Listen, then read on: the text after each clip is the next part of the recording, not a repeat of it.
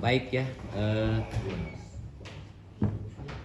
gugatan perceraian atas nama Sina Sherina Munaf yang kita kenal Sherina Munaf ya, itu sudah masuk ke Pengadilan Agama Jakarta Selatan, terdaftar tanggal 16 Januari 2025.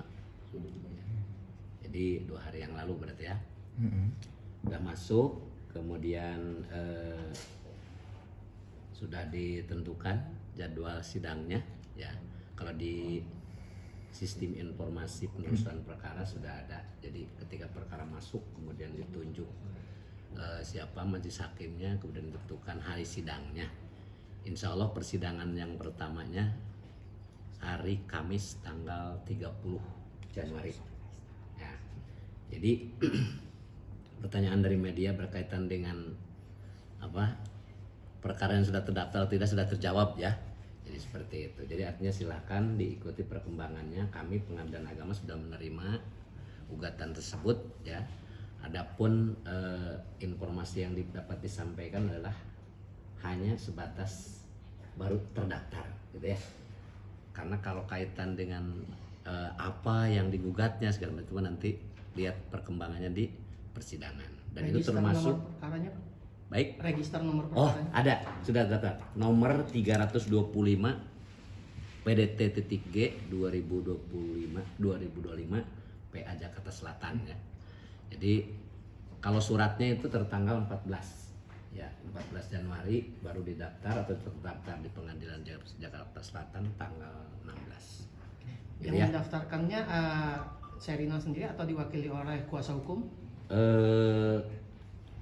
Dia diwakili oleh kuasa hukumnya ya. Kuasa hukumnya ini Arifin and Associates ya. Ada sudah terdaftar ya. Jadi pakai kuasa ya. Pendaftarannya adalah melalui e-court ya. Jadi pendaftaran secara apa namanya? Online gitu ya. Jadi terdaftarnya persidangan juga nanti persidangan secara litigasi biasanya seperti itu ya. Jadi kalau perkara yang sudah didaftar secara e-court ya, e-court itu kan elektronik court ya. Jadi pendaftarannya secara elektronik, maka nanti persidangannya itu adalah secara elektronik juga ya. Seperti yang mungkin media bisa melihat tuh, nanti persidangannya dilaksanakan setelah upaya damai tidak berhasil, maka nanti jawab menjawab itu udah lewat elektronik. Berarti bisa disebut bahwa sidang perdana keduanya harus hadir, Pak ya? Wajib ya. Dalam undang-undangnya memang wajib hadir karena memang wajib didamaikan dulu gitu ya. Jadi dalam perkara e-court atau litigasi itu nanti yang wajib hadir para pihak itu pertama ketika upaya damai ya.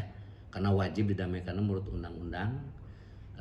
Kemudian ada peraturan Mahkamah Agung tentang proses mediasi di pengadilan. Kemudian nanti setelah selesai jawab menjawab, mereka wajib hadir lagi pada saat pembuktian. Jadi pada saat pembuktian mereka sama-sama juga harus hadir gitu ya. Nah itu ada dua momen yang mereka pihak-pihaknya harus hadir gitu ya. Dia nanti kalau contohnya awak media itu mau melihat perkembangannya itu paling-paling sidang pertama sama sidang pembuktian. Kalau sidang-sidang yang lainnya kan melalui email gitu ya. Cukup di-upload di aplikasi gitu ya, aplikasi e-court ya, mereka sudah ya jawabannya, repliknya, dupliknya seperti itu. Pak Suryana, ini hanya gugatan cerai aja atau ada gugatan? Ya, hanya gugatan cerai, murni gugatan cerai ya. Jadi tidak ada akumulasi gugatan dengan yang lainnya, hanya perceraian aja. Kalau kami lihat sepintas dari gugatannya, ya hanya perceraian saja. Kuno gini berarti nggak ada ya Pak ya? Tidak ada. Pokoknya tidak ada akumulasi dengan apapun, kuno gini atau juga hal-hal yang lainnya gitu ya. Ini murni hanya gugatan perceraian. Masuk laporannya kemarin banget Pak. Kenapa? Kemarin masuk. Ya, tanggal 16. Ya. Jadi baru daftar, kemudian tadi media banyak yang sudah mempertanyakan, mengkonfirmasi apa sudah masuk belum, ya kami langsung udah mencatatnya atau melihatnya di sistem informasi pengadilan. Pak, Oke. usia pernikahan mereka? Kan tahu media baru nikahnya itu tahun 2020 ya. Belum 4 tahun ya. Ya belum 4 tahun. 2020 kan pernikahan mereka. Ya. Sidang pertamanya agendanya kapan tuh Pak? Agendanya upaya damai. Upaya damai.